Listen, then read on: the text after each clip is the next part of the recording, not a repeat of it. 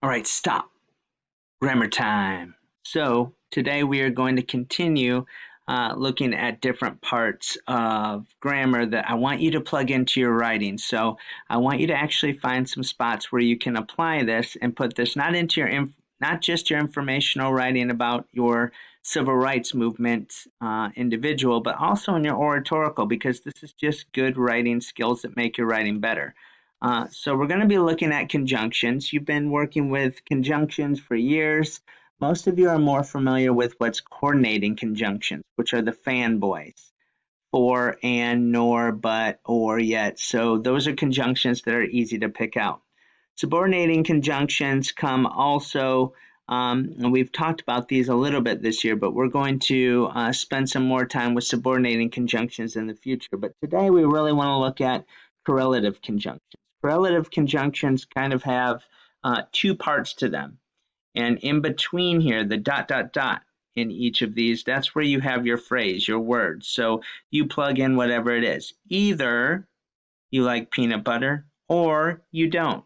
And so the either or shows the correlative conjunctions, how you would use that. They're in connection, you use them together.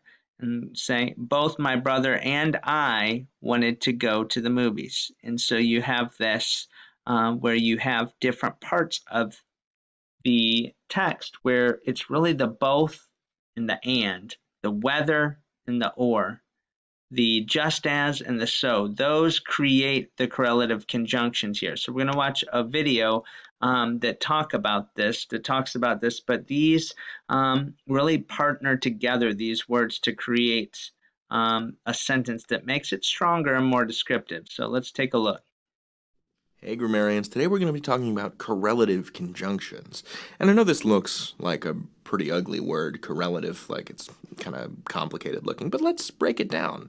This co part comes from the Latin com, meaning with or together.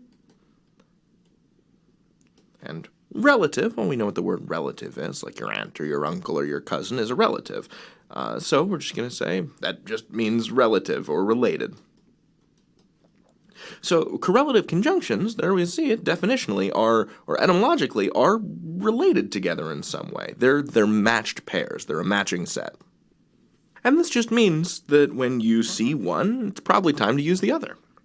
In this video, we'll go through 5 of my favorites. So either or is a good pair to start off with. And when you start a sentence with either, or either, I don't know how you say it, it sets up the expectation that you're going to have to be choosing between two things. So we're going to say or later in the sentence. As in what is reputed to be Oscar Wilde's last words, either the wallpaper goes or I do. The opposite of either or is neither nor.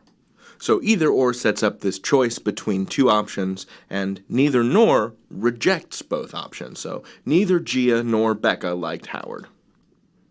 And I recognize that I say neither and some of you say neither, and there's a whole George Gershwin song about that, but let's just chalk it up to my Midwestern American accent. How about? Either, either, neither, neither, let's learn about some conjunctions. But oh, if we talk about the both, then you use and. And oh, if you learn to use conjunctions, that is grand, oh yes.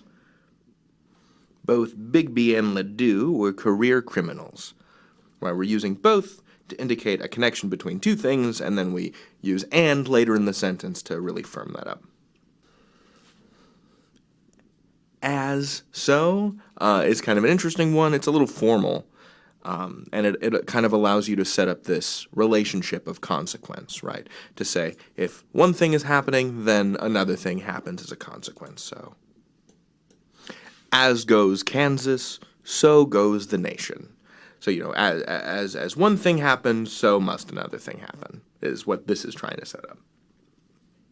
Whether and or is similar to either and or, except it has a kind of whiff of possibility about it.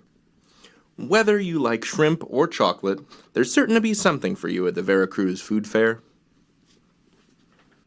Right, because whether is kind of setting up this possibility between these two options, and it doesn't really matter which one you choose. It's just offering up possibilities. and I would like to offer you the possibility of checking out more of these correlative conjunctions in our exercises. So stick around.